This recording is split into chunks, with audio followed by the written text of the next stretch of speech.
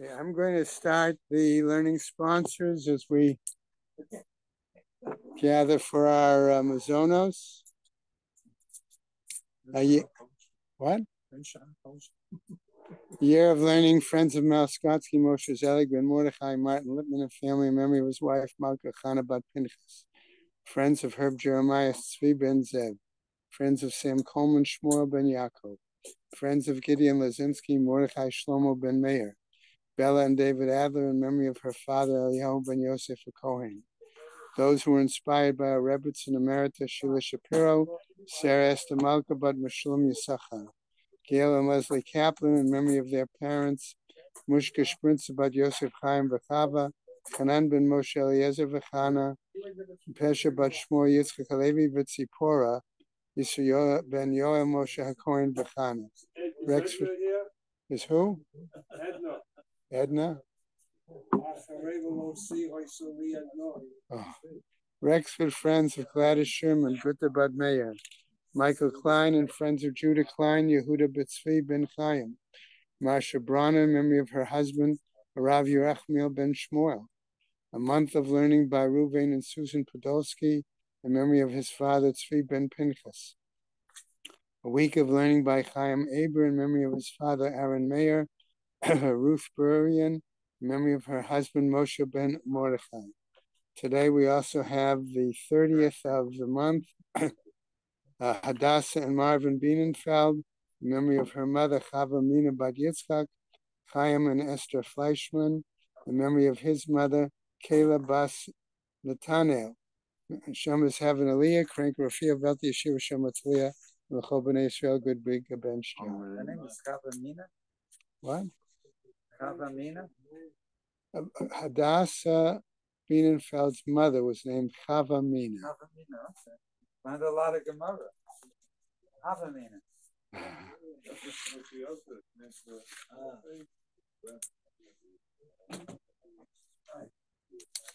Okay.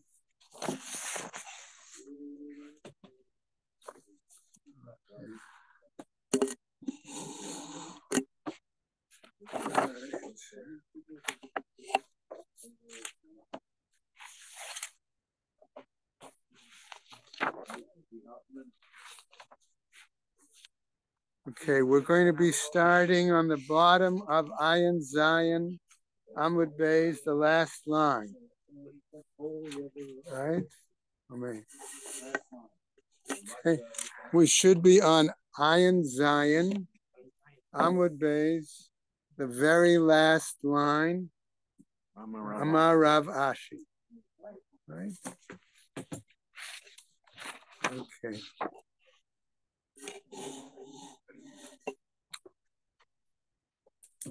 Okay, Amar Rav Ashi.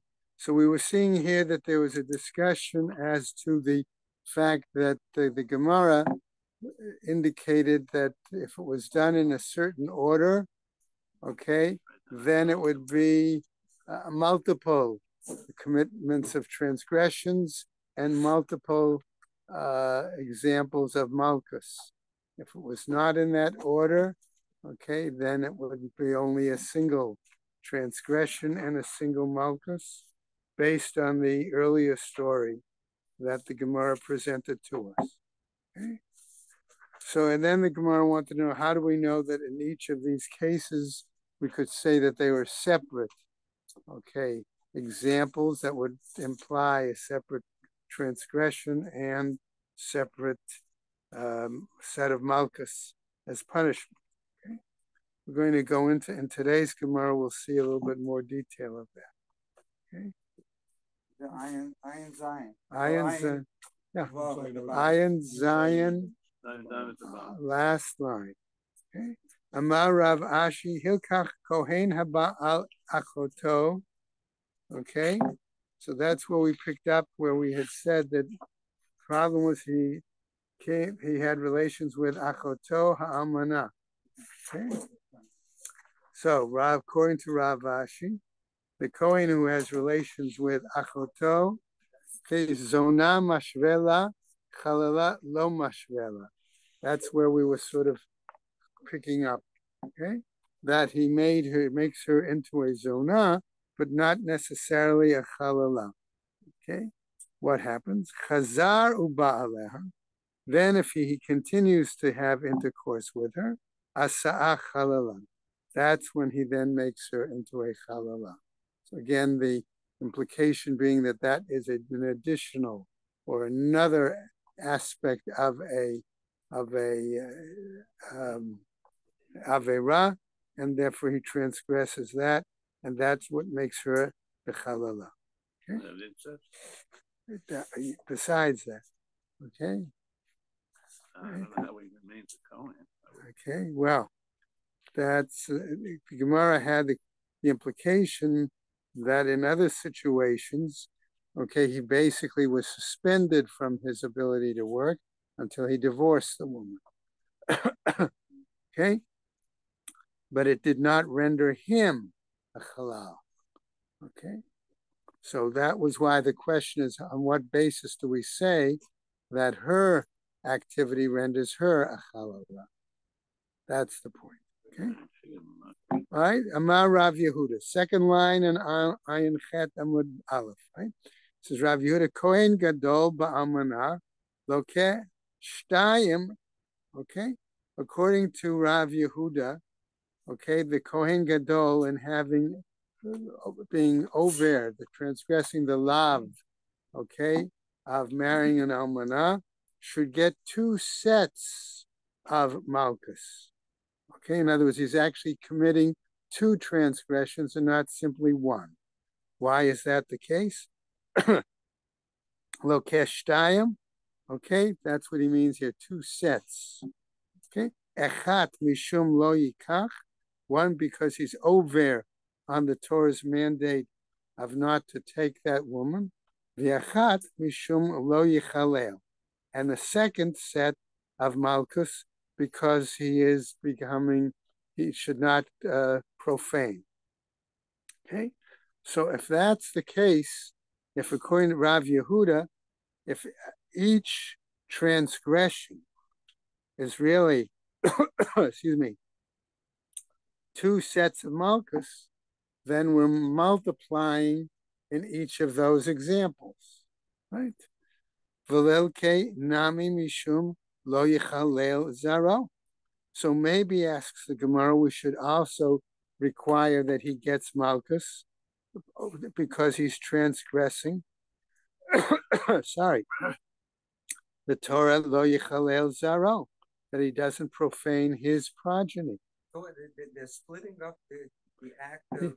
He's saying that by being involved with a woman in that way, he's actually transgressing 2 different prohibitions in the Torah, and he should get a set of malchus for each one. But they're taking the act and breaking it up into 2. I wouldn't say it's like 2 separate acts. Okay. That's how I would phrase it. Okay. So what happened? And so now the Gemara suggests if that's his line of thinking, maybe we should include a 3rd set, okay, because of the Torah's prohibition, lo yichalel zaro, that he should not profane his progeny. B'shalo gamar biato. But the Gemara says no, he only will get 2 there because what happens is he did not produce zera. Okay, maybe he began the sexual act but did not complete it, and therefore, as a result, he would not be transgressing lo yechalel zaro. Okay, all right. Meitiv Rava. So Rava now challenges this view. Almana ugrusha. Okay, in those examples of the almana and grusha, lokem mishum shnei shemot. There, okay, he could understand Rav Yehuda's position, okay, because those are 2, sorry, 2 separate items, okay, and that therefore in each of those cases, okay, if he had relations with an almanah and the woman was also a grusha, he would get 4 sets of malchus, according to Rabbi Yehuda. My love Shnei Shemot V'tulo. Isn't it not that they're two separate items and no more? Lo, no, says the Gemara. Shnei Shemot al zeh, Shnei Shemot al zeh. No, right. We would understand it as that there are two aspects of this prohibition of lo yikach, and two aspects of this prohibition, okay, of lo yichalel. So that's why you could argue that, according to Rav Yehuda, in that situation, he should get 4 sets. Okay? Ihachi ema sefer. If that's the case, I would say then, in regards to the end part of the Gemara, of the statement, when it says grusha b'chalutza eino chayav ela achat. Okay, since that's fairly similar, okay, in the situation, the grusha and chalutza, they're both exiting the relationship. Okay, maybe that would only be one. Hachi kama. Okay, this is what we mean to say. Eino chayav ela achat.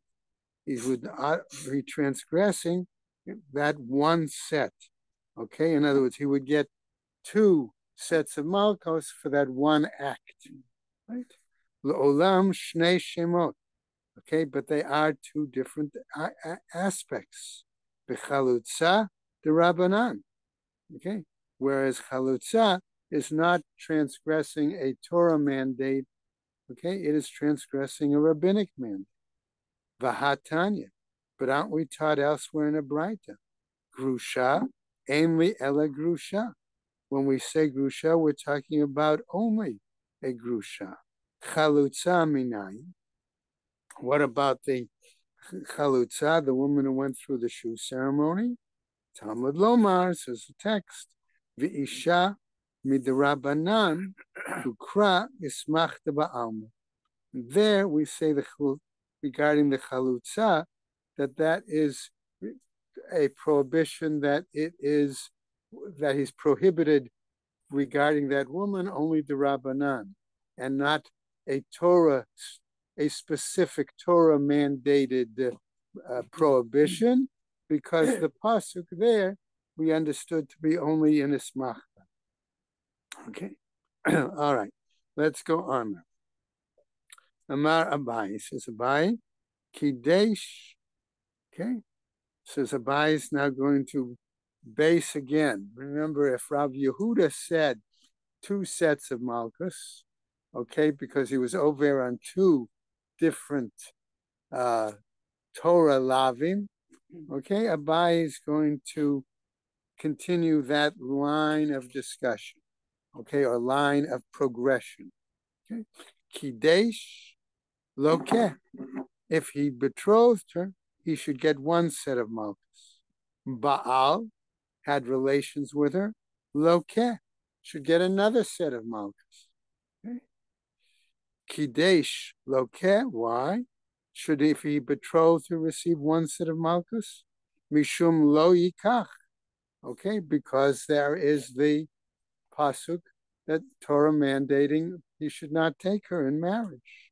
Baal has relations with her. Lokeh should get a separate set of malchus. Why? Mishum lo yichalel, because of the Torah mandate should not desecrate or profane. Rava Ami.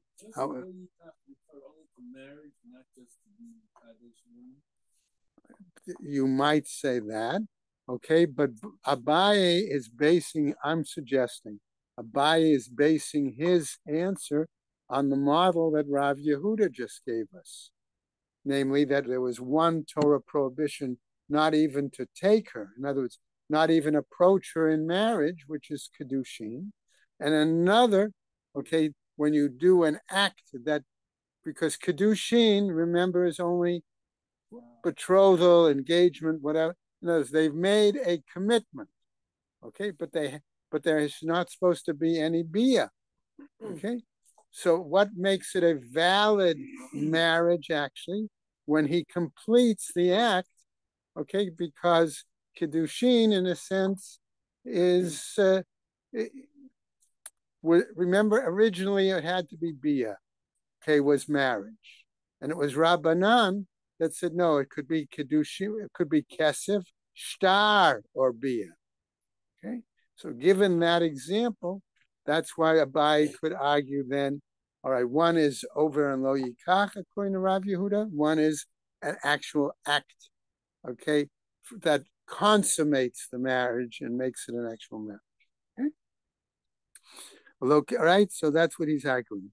Baal, loka, why? Mishum lo yichalel, because in that case, okay, he's had relations with one of those women that are prohibited. Okay? Rava Amar says Rava, Baal loker.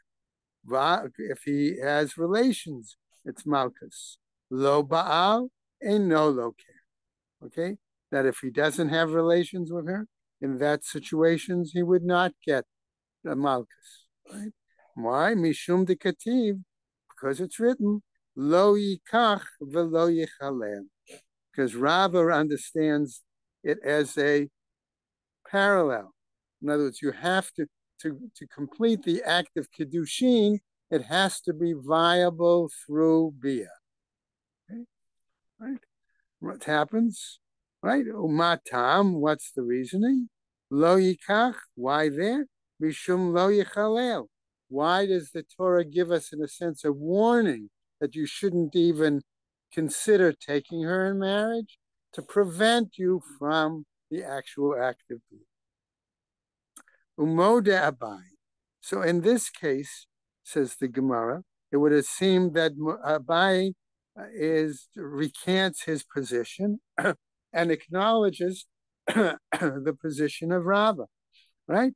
B'machazir grushato, okay, that in that case, when it's a Yisrael who takes back his wife after she's divorced, married somebody else, and that second husband either divorced her or died, and then the first husband takes her back, right?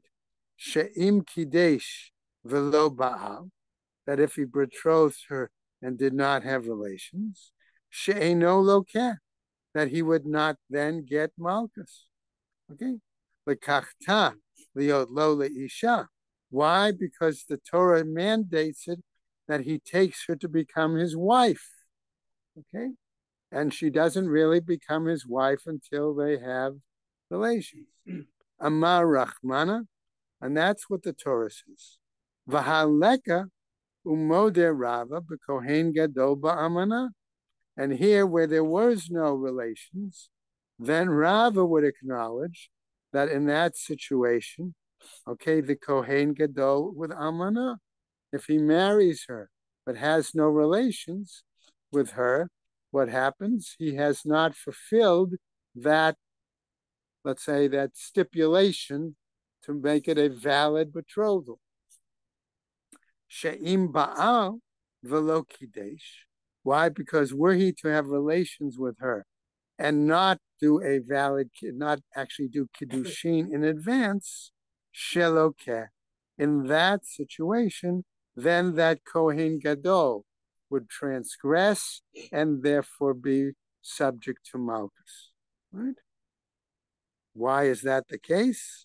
Because the Torah clearly says, "V'lo yichalel zar'o ba'amav," Amar Rachmana, that the Torah mandates that he should not profane his progeny among the people.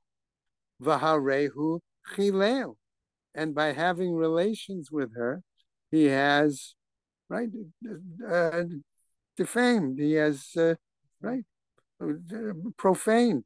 Ushnehem modim, and both of them, okay, b'machazir grushato. In other words, both Abai and Rava agree in this situation with the Yisrael who takes back his widowed or divorced wife from the second husband. She'im Baal velo kidesh, she'ino lokeh. That if he had relations with her but did not make kiddushin, he doesn't get malchus. Derech lekuchin asra Torah. Why? Because the Torah forbade taking a wife through betrothal as taking her as his wife. That's because the implication is what's the purpose of betrothal? Basically, to make her his wife and have relations so they can have a family. That's the implication. Okay? Okay, we pick up with the Gemara, middle of the Amud, right? Rav Yehuda Omer, Bat Ger Zachar, that the daughter of a male convert, Kibat Halal, is from our beginning part of our Mishnah, is like the daughter of a Halal, a male Halal. Tanya Rabbi Yehuda, okay, a Braita teaches that Rabbi Yehuda Omer says, Bat Ger Zachar, the daughter of a male convert. Kibat Halal Zachar is like the daughter of a male deconsecrated Kohen, right?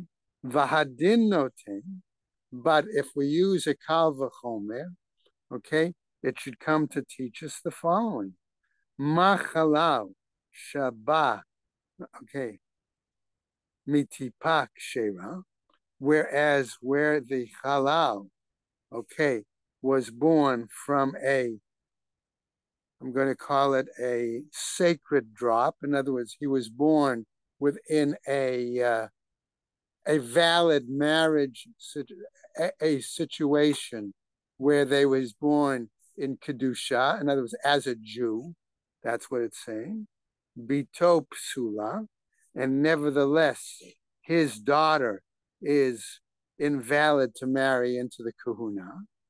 Ger, shabami tipa psula, a convert who's actually comes from a invalid drop.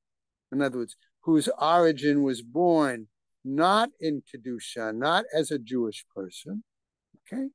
A no din shabito psula, should it not also be likewise kal v'chomer, that his daughter would be invalid to marry into the kahuna?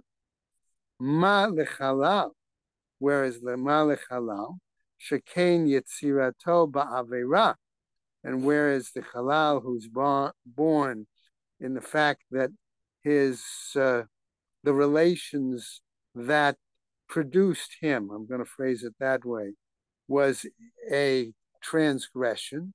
Okay? Kohen gadol ba'almana yochia. I will raise a question that would be with the example of Kohen gadol ba'almana. We don't have proof of that case. All right? She'en yitzirato ba'avera bito psula. Okay? That the progeny, okay, with it, that, okay, is not done in a transgression. Nevertheless, the daughter is invalid to marry kahuna. Ma kohen gadol ba'amana shekain biato ba'avera. Compared to that, so you can't use that example because the kohen gadol with an almana, there is a transgression there. Because if he married her but didn't have relations with her, that's one thing. He can divorce her and still remain Kohen Gadol. But and nothing, okay, there's no progeny. But if he has relations with her, okay, she becomes a chalala. Chalal yochiach. There I would say, however, chalal yochiach. Any progeny would therefore prove that that statement is problematic, because again, progeny would be a halal, v'chazar hadin, and then I come back again to the question of, is this a valid kal v'chomer? Lo re'izeh k're'izeh, that I would say that this example is not like this example. Hatzad hashaveh shebahim, but the element that's common to them, she'enan berov hakahal, okay, that they are not going to be considered, okay, within the majority of the Jewish people. Okay, the ger is not considered, okay, and in a sense, the halal is not considered. Afania vi et hager, but then I will bring the example of the convert, she'eno berov hakahal, but that you've implied he's not part of the total Jewish people. What does that imply? Ubito psula, and his daughter is invalid to marry kahuna. Malat tzad hashaveh shebahem. So what common factor is there? Shekain yesh bahem tzad avera. Because there's a second common element that the production of that child is done through a transgression. Okay? When we say that they're lo kahal, okay, what are we saying? That it makes the woman the chalala. Lo tema kohen gadol ba'almana yochia. Okay, wouldn't you say then that the example of the kohen gadol ba'almana, okay, isn't that going to prove that case? Ella, Ema, mitzri rishon yochia. But I'll bring you another example. Okay, where in the first generation of an Egyptian, okay, there any relations are going to make the progeny, right, not part of the kahal there too, okay, because that Torah only mandated that till the third generation. Mala mitzri rishon shekain eino ra'ui lavo b'kahal. And therefore we say, since we see in the example of the first generation Egyptian that he's not acceptable to enter the kahal, halal yochir.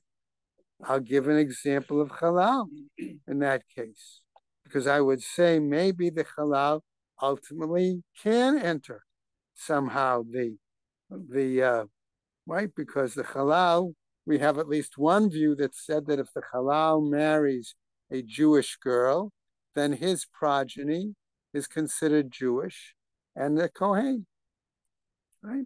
V'chazar hadin.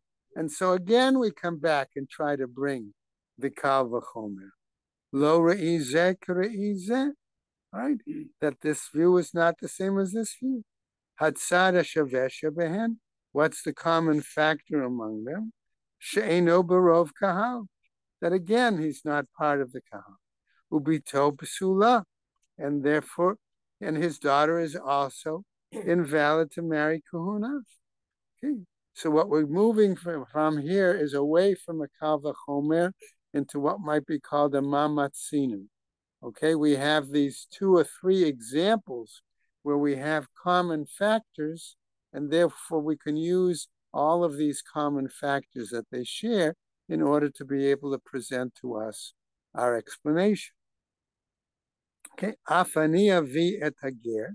So therefore I'll come back and I'll bring the example of the convert, she'eno barov kahal, that he's not part of the kahal Hashem, right, Jewish people, ubito b'sula, and also another factor like the others is the daughter is invalid to marry kuhuna.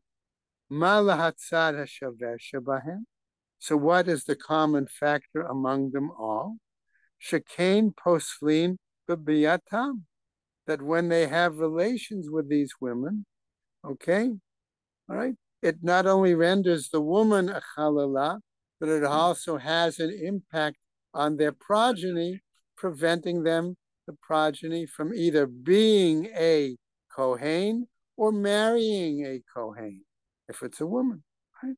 Rabbi Yehuda, ger nami posel b'biyato, and Rabbi Yehuda also holds that with the convert, okay, it's going to that through an act of relations, it's going to, okay, render, number one, the woman a chalala, and render the progeny, okay, particularly if it's a daughter, forbidden to marry into the kahuna. Umay tela b'mehatzad mehaydina. And so what happens, so he has to bring it from, as I say, more like a mamatzinu than from a kal v'chomer. Okay? That's the point. Why? Because we say that the bia certainly causes, okay, so from this kal v'chomer, all right, what happens? All right, we see that's a problem. Okay, let's go on. Rabbi Eliezer ben Yaakov says as follows regarding the convert. Tanya, Tatna Braita, Rabbi Shimon ben Yochai says the following: Gioret pichuta mibat shalosh shanim biyom echad, that if a infant or a young child, less than female, less than 3 years and a day, ksheira lekahuna. If she's converted before that timeline, she would be eligible to marry the kahuna. Shneamar, why? The pasuk. V'chol hataf b'nashim hechyu lachem. Okay, any, if you want to say I'm just looking quick. Okay. All the women children keep alive for yourselves. Okay? That would be the case. Doesn't Ger have to indicate he wants to become a Ger? So how can a child, a girl less than 3, become a Geras? How could she? Okay. Parent, but through the parent. Done it and she was brought along with something. Through the parent. Okay.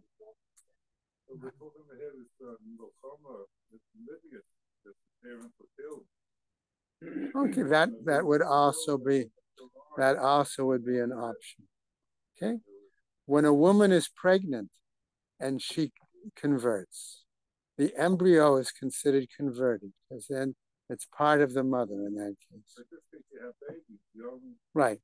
So in this case, you do have situations. I don't recollect, in all the years that I was in the active pulpit and was involved with conversions, I don't specifically recollect anyone trying to convert an infant that young, but I do recollect situations where small children went into the mikveh with a parent, and the parent then was involved in the conversion of the child.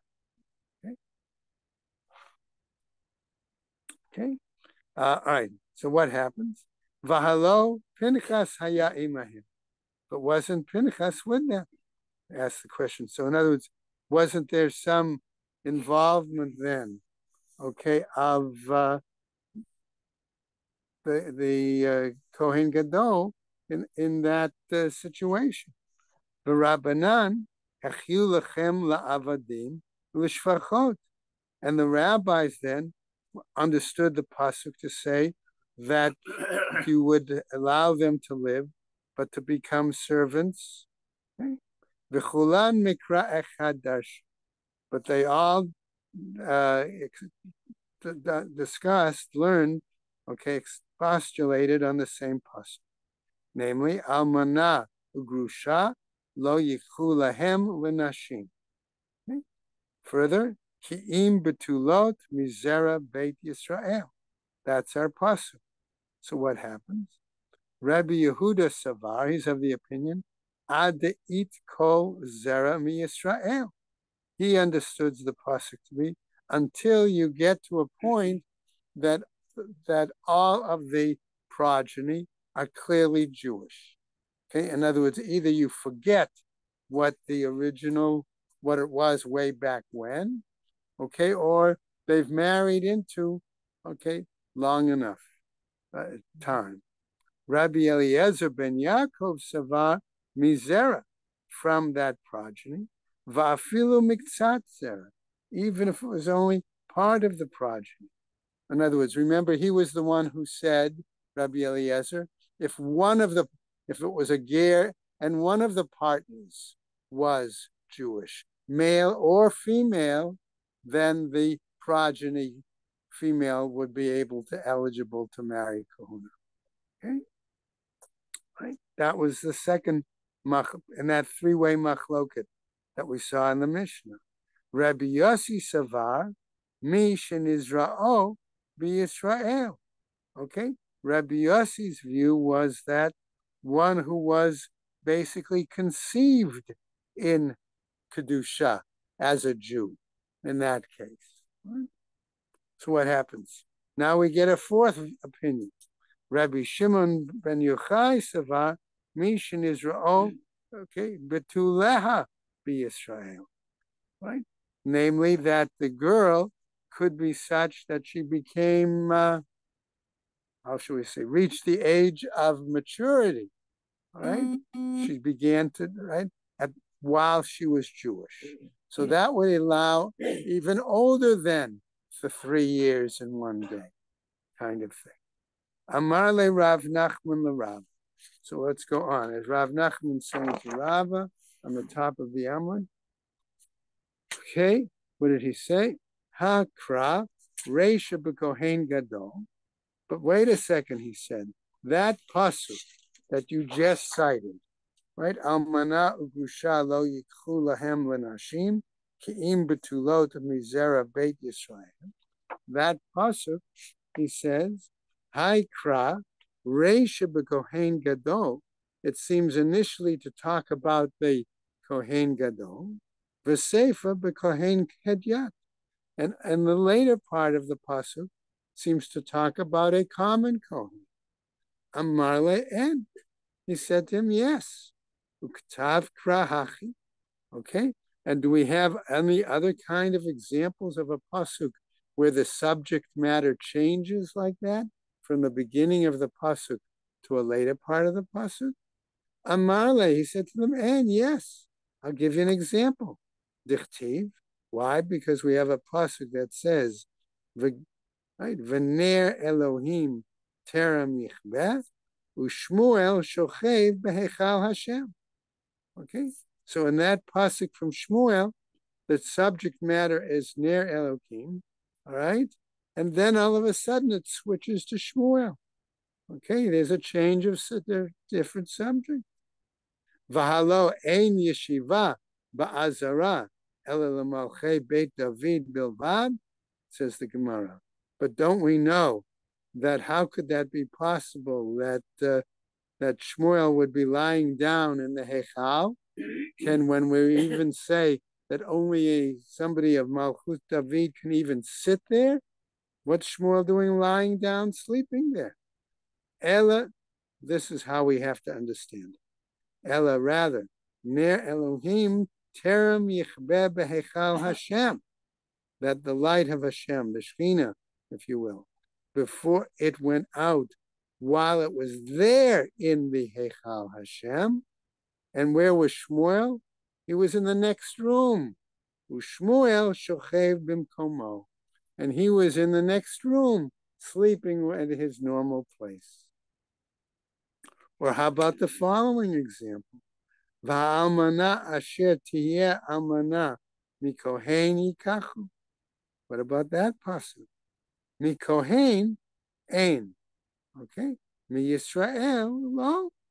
Okay, in that case, we're saying that the one should not marry an almanah. Okay, clearly, right? Clearly, who does it apply to? Okay, mi kohen. It's talking about the Kohen Gadol. But Israel, an average Israelite, may marry a widow. Okay? Hachi kamar. This is what it means to teach us. Mi kohen yikhu. Okay, a common Kohen can marry the widow of another Kohen. Okay, Mishar Kohanim Yikhu. From the other Kohanim they may take. Tanya Nami Hachi. And we have a Braita that teaches this. Mi Kohen Yikhu. From a Kohen he may take her. Mishar Kohanim Yikhu. From the other Kohanim. In other words, the widow of another common Kohen he may take. Rabbi Yehuda Omer, says Rabbi Yehuda, min hamisi'im lekuhuna yichu. Rabbi Yehuda is disagreeing slightly. Okay? In other words, he may take her from those who are clearly valid in their marriage to a Kohen. Rabbi Yehuda latame, and Rabbi Yehuda follows his line of reasoning, da'amar bat ger zachar ki bat halal zachar, where he said that the daughter of a male convert, since he said that that is forbidden to kahuna, likewise the daughter of a halal, male halal, would be forbidden to marry the kahuna. Yeah. An ordinary Kohen marries properly. Right. Will he not be able to become Kohen Gadol because of married someone with Cohen Gadol, not with Okay. All right. Let's flip that around, Ted. I think I understand your question. Okay. I'm not sure All right. No. Okay. Kohen X is an ordinary Kohen, and he marries a widow of another Kohen. Now they come and you're saying, and now they come and appoint Kohen X, Kohen Gadol. Yeah. Right? Okay. Does he have to divorce her? No, because he married her as a regular Kohen. Okay?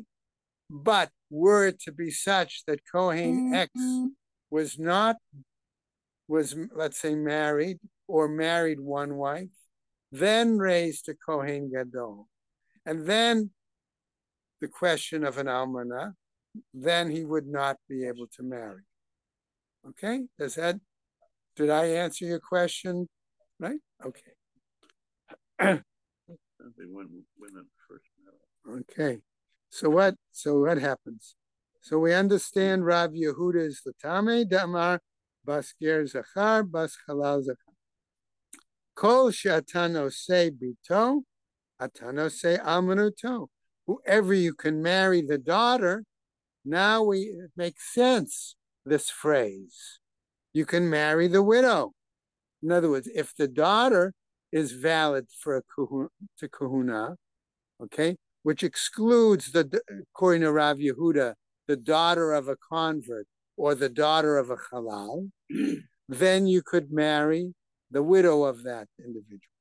The kol she'iyatano sebito, and where you're not able to marry the daughter, okay, iyatano se almanuto, you're not able to marry the widow. Okay, come back to a new piece from our Mishnah. Rabbi Yossi Omer Afger Shenasagior. Rabbi Yossi, who was the third opinion on that three-way machloket, okay, held it differently.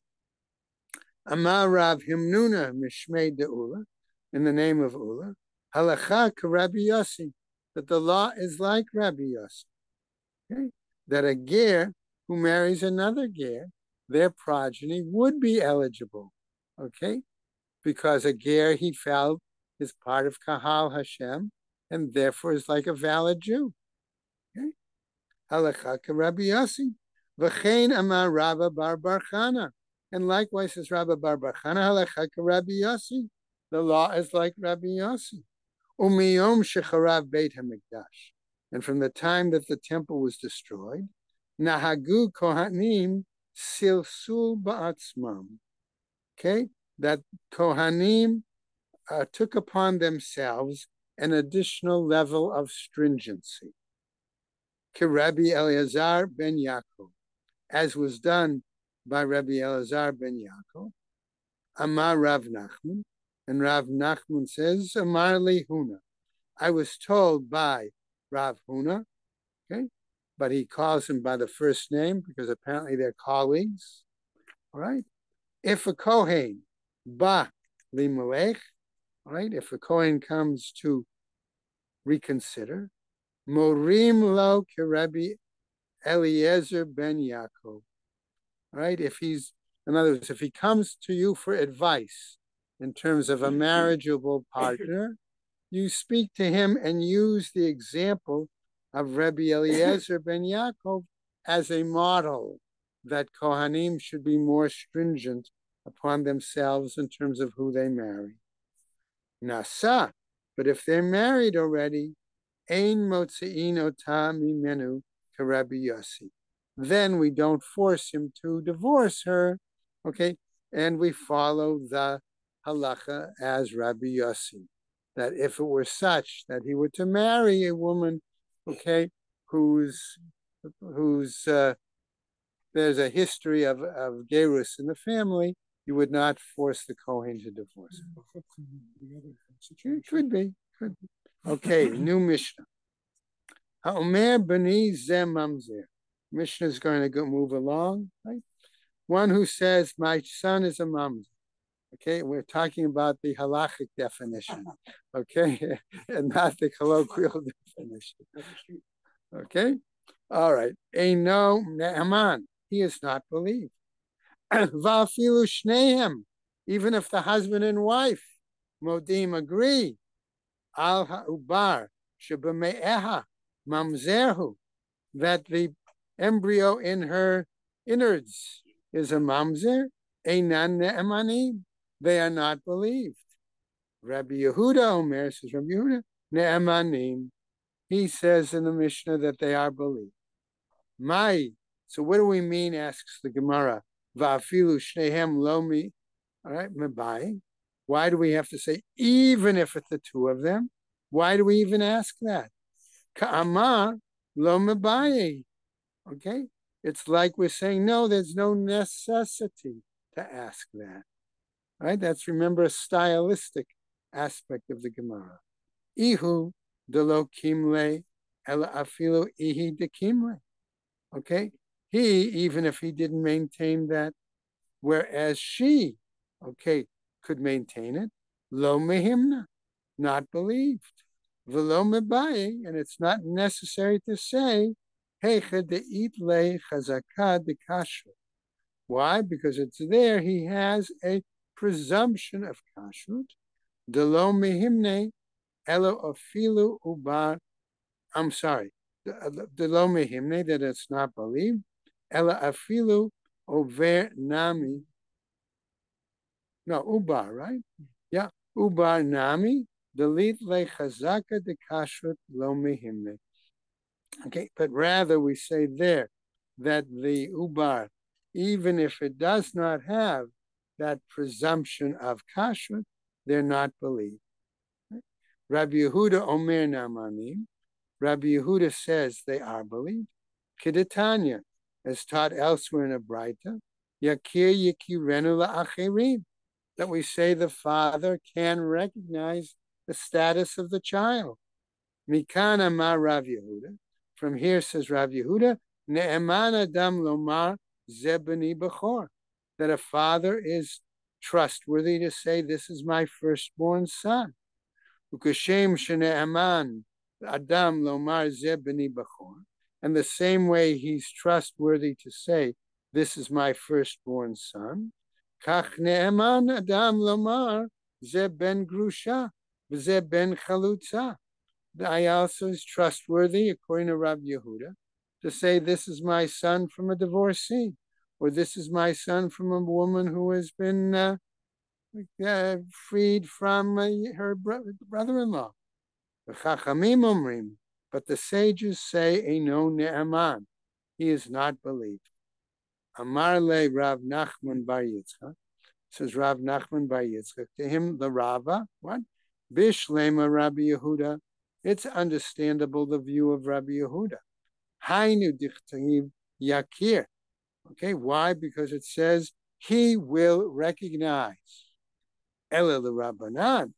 So, but according to the view of the rabbis, yakir lamali, what do they do with the fact that the pasuk clearly says he can recognize, implying the status of the child?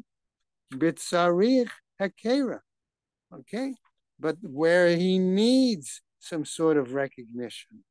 Lamai hilchata. What is the law then, according to the Rabbanan? Lateit lo pishnayim, to give him his double portion of the inheritance. Pshita, isn't that obvious? Lama likra.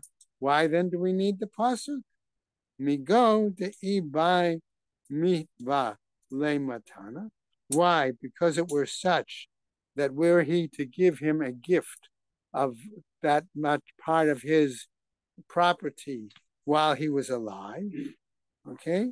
Mi lo yahivale, would he not be able to give it to him?